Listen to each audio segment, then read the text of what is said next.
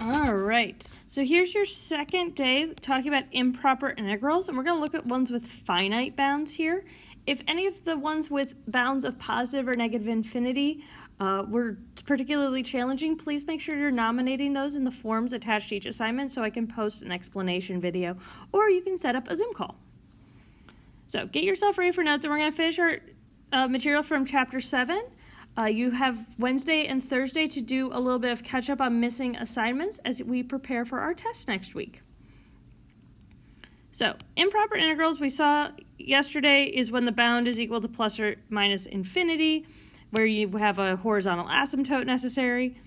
The other types can be where a bound has a vertical asymptote.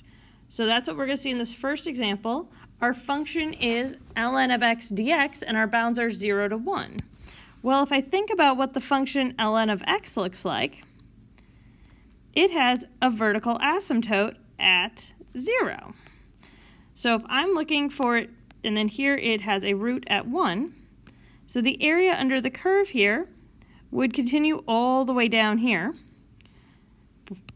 to infinity. So it also, again, has the potential to converge or diverge. Now, what we want to note is we will set up our integral. And here, this is an integral that you haven't met before. And so I will give you this function, put it in your notes, the integral of ln of x. If you continue with your calculus skills, you will learn the strategy necessary to solve that. But you're definitely going to want to have it in your notes for some of the future problems. The integral of ln of x is x times ln of x minus x. In this case, the bounds are 0 to 1. Now we can plug those in. So 1 times ln of 1 minus 1 minus 0 times ln of 0 minus 0. Now, this is the one that doesn't exist, right? This is our DNE term. It's equal to, based on its limit, negative infinity. So what we can do is start to consider using our limit tools. We can simplify the others.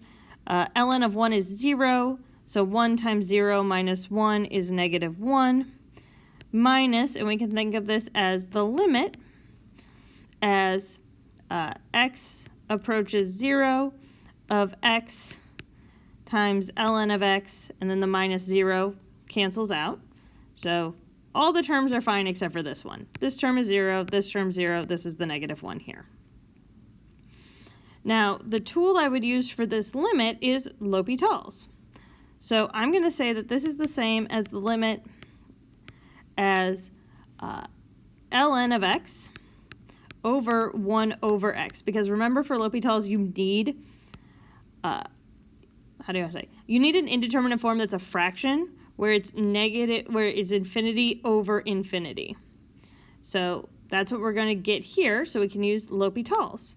Now, what that's equal to is still the limit as x approaches 0 of, in this case, 1 over x times negative 1 over x squared using the power rule. So then this becomes negative x squared over x. The limit as x approaches 0 cancels, and we're left with negative 0, which is just 0. So this whole term here is just equal to 0. So the integral is equal to negative 1 minus 0, and it converges then to negative 1. Now, the last case of improper integrals will also have finite bounds. So you have asymptote, where one of the bounds is an asymptote. These are the ones that are hardest to spot, because this looks like a relatively normal integral. 0 to 3, feeling good. There is a vertical asymptote between the bounds. So if we look here, there is a vertical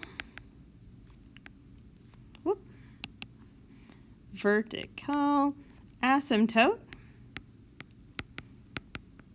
at x equals 1. And x equals 1 is between our bounds of 0 and 3. So the way that you need to worry about this is You want to start by thinking of it as two improper integrals. 0 to 1 of 1 over x minus 1 dx, and the integral of 1 to 3 of 1 over x minus 1 dx. So you want to, first of all, break them into two parts along the asymptote.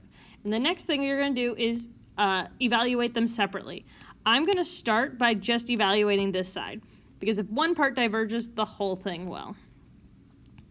So then I'll say, all right, well, this is 1 over x. The minus 1 is fine because it's a constant. It can come along. So that's ln of x minus 1.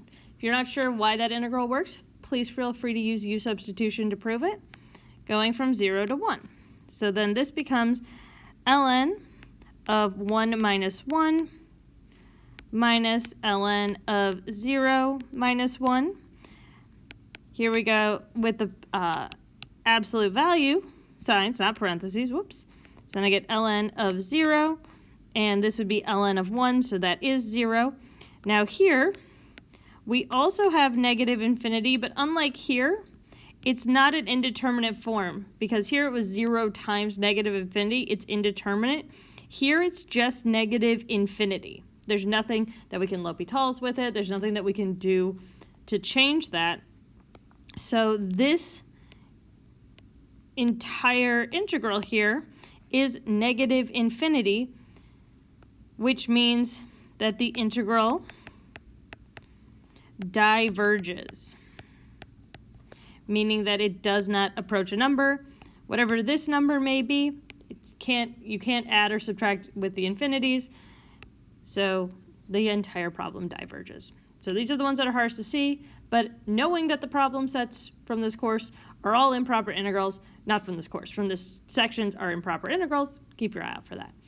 Again, if you're stuck on anything or you have questions about any of the missing assignments that you're going to be tackling on Thursday, please don't hesitate to reach out.